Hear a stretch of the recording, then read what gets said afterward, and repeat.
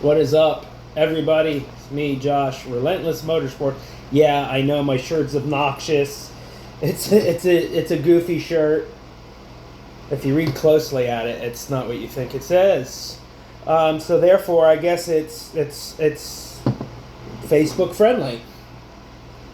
It's social media friendly. We're all just friendly here. Let me put this mask on because I need to get a solder vent and I don't have it. So in the meantime, this mask is my solder vent. I need to put this last cap in this thing.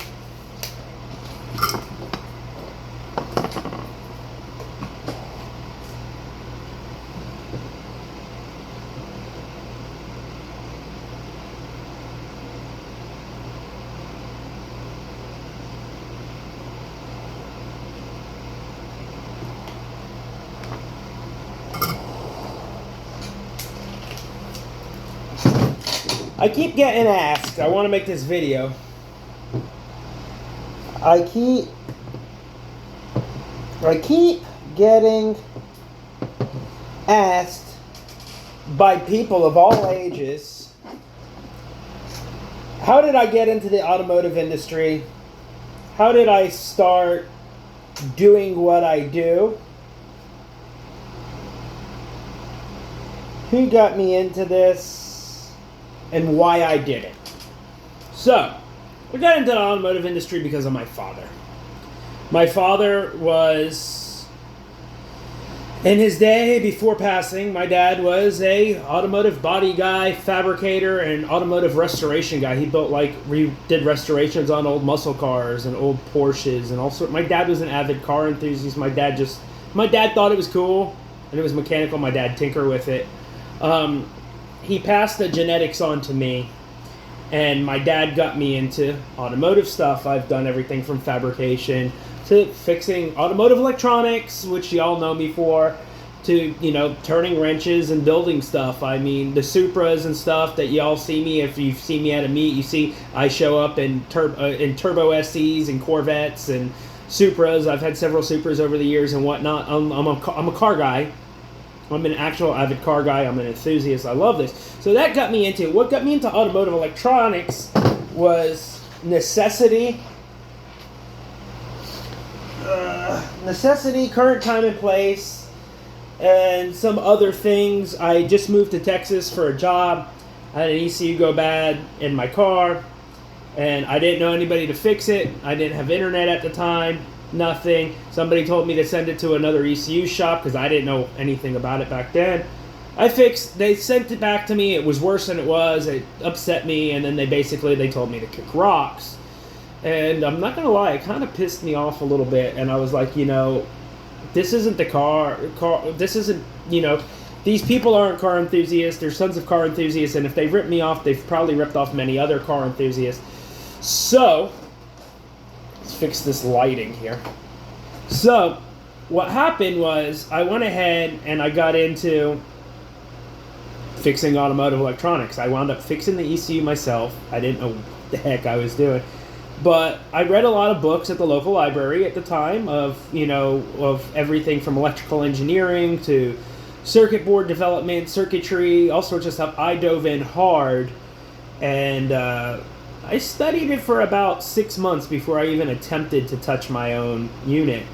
Then I finally went ahead and I fixed my ECU. Surprisingly, it worked, and I was hooked from there on. I fell in love with this.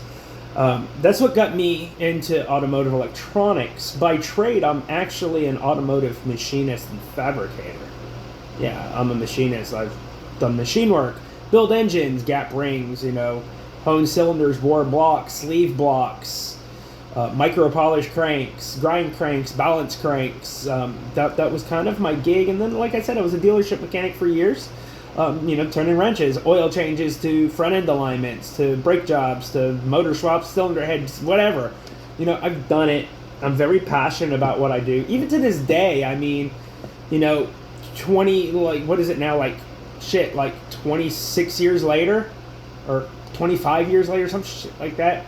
I'm still playing with cars. I've been messing with cars since I was, I think I was 14 or 15 when I started tinkering with my own first car. I wasn't even old enough to drive yet. I didn't even have a license. I remember I bought my first car. My parents were like, "You can't drive it. You don't have a license yet." But I was tinkering with it in that driveway. I was getting it ready for when that first maiden voyage. When I got my learner's permit, I was going to have the coolest car in the school parking lot. And I did that. I mean, it was a 93 Mustang LX. It was originally a 4-cylinder Mustang, and I was getting set up to do a 5.0 swap, all that, and unfortunately I gave up on that and I got into tuner cars. Yeah, I traded that car for a 4-door Honda Civic LX, an EG. It's a 4-door EG. It was a 92. It was phantom black metallic pearl. Paint was all faded, had a body kit on it, neon lights, Fast and the Furious. We're talking about like the 90s. Z3 fenders with the little shark gill vents on it. It's kind of cool. Had a little single cam VTEC in it, a little D15 B7, or no, it was a D15B, my bad, JDM swap. Originally it was a non-VTEC car. It was an LX. It wasn't an EX. So it was like, it had everything but the sunroof and the VTEC and the rear disc brakes. But I did the GSR brakes on it, all that stuff. It was cool. The car scene, I feel, much back then was a lot nicer than it is now. Everybody now is looking for clout and attention, and these things have kind of destroyed the want and desire for me to even keep building cars. But I can't let the thoughts of others and the actions of others destroy my dying, loving passion, my not dying passion for these, for just cool stuff, mechanical things, being unique, tinkering with stuff, competing, yeah, you gotta have competition, being a car guy, just being a guy in general. I mean, if you're not the alpha male, let's face it, you're a bitch. Well, not really, but that's the mentality most car guys have. But, so, it's all competition. My car's faster than yours. Mine looks better than yours. I mean, that's cool within reason. A lot of people take it to the next extreme and they're really arrogant and rude about it, and it's kind of disgusting, and I'm not with it. But, yeah, so now that you've had a little background on that, I gotta make this video short. I got tons of ECUs to do, and it's already late in the day. Another thing is, a lot of people ask me, what does it take to start a business? There's tons of tips. I've made another video. I don't know if it's gone public or not. I'm still learning how YouTube algorithm and all that works. But there's a multitude of things. Some of the information has taken me years to learn and lots of money to learn. And I don't mean money as in I paid somebody to learn. More like I paid other people because I made mistakes. I've done stuff that wasn't right. I've gotten into legal problems. I've gotten into this. It was all learning. It was like learning how to ride a bicycle right off the rip with no training wheels. It was like not knowing how to swim and somebody pushing you in the deep end. That's what it is starting a business. No, it doesn't take money. That thought and process of, people, it takes money to make money. It takes money. That's just BS. That's a lie that society has told people and the system's told people for years to keep people basic, to keep you compliant, to keep you just, useful idiots. And when I say useful idiots, I'm not calling you guys idiots. I'm just saying that's how like big corporations and stuff look at. We're just numbers. We're just cash cows. Even me. I mean, and I'm a low 7-figure earner through a couple different avenues, but I'm still just another simpleton. Big corporation. The system wants to keep us all basic. So, in that regards, they tell us things of, don't do it, it's a lot of risk, it's that, it's this, that. I could get into more details, but I would make a course that you would buy and we would go over this, because education's not free. But I'm willing to give you some to help, because I do like sharing knowledge. On the other hand, I'm not going to be a gatekeeper per se. There's just some things I feel I had to pay for, so a lot of money for, so I'm not just willing to give it away. What was I going to say? Give me 1 second. I just noticed something. Maybe I didn't notice something. Anyway, I'm not going to be a gatekeeper on that. But as far as what it takes to scale business and market stuff and stuff, that stuff I would sell in a course on starting your own business, from nothing. And, it'd probably be how to start an automotive business, because I'm a car guy. But I've been in other businesses, everything from like videography to shit. I've even helped with, selling medical shit, over the years. It's definitely challenging. It's definitely fun. So on this note, though, I'm willing to give you 3 things if you want to start your own business that'll help. Actually, I'm willing to give you a couple. We're not even going to count. First thing, don't listen to other people. Don't be afraid. Right on the other side of fear is your newfound way through life, your possible calling. Fear keeps us basic.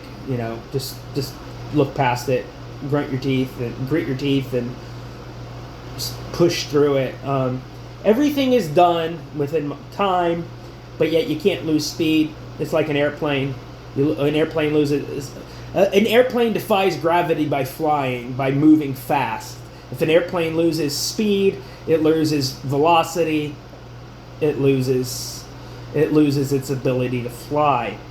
So there's no slacking off. You got to keep going every day, even when you're tired. You got to keep at it if you want to actually be successful. On the other hand, another thing you can do to help with business is show empathy. And I'm not saying be fake. Don't pretend to care. Genuinely care. Like, being fake, that's being an actor. We're not in Hollywood. At least I'm not. I'm in Dallas, Texas. Empathy. Hear people out. Listen to their problem. Listen to their situation. Listen to what they have to say before you go running your mouth. Because if you don't know what they've got to say, you can't give them the information or the service or the help or whatever they need, because you're not paying attention. So shut up and simply pay attention. Another thing you need is fortitude. You need to put in fortitude. Structure. You need structure. You need to be compassionate and passionate as well about what you do. It's not whether you like it or not, but whether you like it or not is irrelevant. Work isn't always fun. Work is to do stuff. Preferably do something you do like, so it's not like you're slaving away. But it doesn't matter. Work doesn't care about your feelings or your current situation. Work is a duty that needs to be done, and you need to keep with it, and you need to not procrastinate. You need to not push things away. On the other hand, your network is your net worth. Don't hang out with people that are on the same page as you. Well, not same page as you, but the same level as you. Y'all hang out, your buddies that live for the club on the weekend, and y'all are just looking to buy the next latest and greatest shiny metal thing or whatnot. That's basic. That's simple. That's a simple way of living, and it's not good. Try to find a network. I used cars to network. Cars break down barriers. There's no white, black, Asian, Hispanic, European, whatever with cars. There's just boys and girls that all love the same thing, all networking. There's no age. A lot of my car guy buddies are old enough to be my grandfather and my dad, and like we kick it. And it's not like, oh, these are some older cats to me. Like, we're just talking cars, turning wrenches, and having fun. You can learn a lot from older people, but also there's lots of other people, even your age, that are good, at what they do, and they found the way to break the cycle, and they own their business or whatnot. One thing, like in regards to all this, that I tell people all the time is if you can look at somebody and see how they're living and what they do, and then go ahead and ask yourself mentally. Don't come out, because coming out saying it's kind of weird, but look at them. Let's say John, this fictitious person over here. John has like a yacht, a plane, he lives in a big fancy house, whatnot, and I'm living in an apartment building driving a Daewoo. I'm going to look at John, I'm going to be like, wow, I would so trade lives and place with him forever. Like, I would trade places with them, I'm good. That's somebody you want to hang out with and become friends with because you can learn from him. And if you become friends, friends help other people, friends help friends. He'll help you find your way. Versus if, on the other hand, I'm John, and John is now me, Josh, and I'm driving my 720S McLaren, and he wants to drive, and he's driving his Daewoo, daydreaming about owning my 720S McLaren, and he's got every excuse under the sun why he can't or whatever. I'm not going to take advice from him, even if he gives me life advice, because I'm doing better than him. Why am I going to take life advice from him? Also, that goes for like people on the same level as you. If you got this want and ambition to push forward and to overcome adversity and your current situation, position, and space in life, and you want to push forward, you got to, how can I put it? Don't take life advice from people that don't have what you want, and don't take life advice from people that are in the same situation. Don't take life advice from your neighbor. You guys are living in the same neighborhood. You guys are on the same pay scale, ways of life. You guys eat the same things. You do this. If he was doing so much better than you, why is he your next door neighbor? That sounds harsh, but I mean, it's the only way I know how to put it. It's the truth. Another thing too is be honest. Like honesty is everything. At least for me. It has nothing to do with me being religious or not religious, or therefore it has nothing to do with me being white, black, Hispanic, Native American, whatever. And by the way, I'm actually Native American and Eastern European, but that's irrelevant. Like it's about just being honesty. If somebody asks you a question, give them an honest answer. Don't try to upsell people. Don't try to rip people off by filling their head full of BS. That's nothing. And honestly, BSing people might have worked in business several years ago before everybody had smartphones and stuff. That might be an old way of business that used car salesman mentality, cold calling, blah, blah. That's nothing. Because now people can literally call you out on your BS because they literally got Google in their freaking hand. Just be honest. It's easy. Just be honest. Also, another thing is don't let your ego and arrogance get in the way. Like, for instance, like, you look at somebody that's something better than you, or they got the things you want, don't be like, oh, that rich, arrogant asshole, fucking, fuss about it. Don't hate that the guys get something from you, and talk down on, because by you talking down on somebody like that, that's just telling the universe that you don't want to be like them. So therefore, what's the opposite of being that rich guy with all the nice stuff that you're envying? Is being poor and having nothing. Is that what you want? You're obviously fussing because you're jealous of it. Don't. Look at that guy and be like, wow, that guy's figured something out. That guy's killing it. Let me try to become cool with that guy. Maybe I can learn from that guy. And as for starting a business, just find what you want to do. Look into the legalities within your state, your region, your country, whatever. Follow the protocols so you don't get in trouble. Trust me, you don't want to get in trouble with the law or the government. I've never been in trouble with the government, thank God, but I've been in trouble with the law in the past. When I was young, I was pretty wild.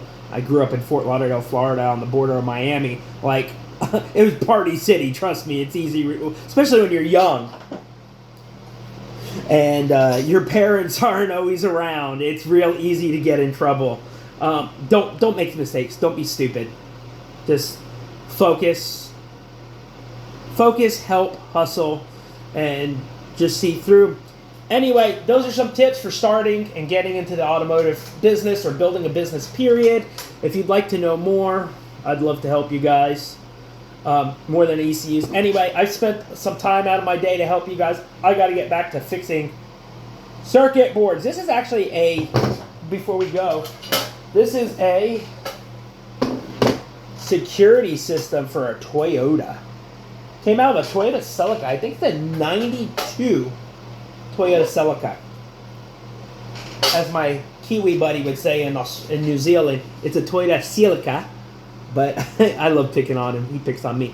Anyway, for the best ECU work in the town, country, nation, hit me up. You know I love my 90s JDM stuff.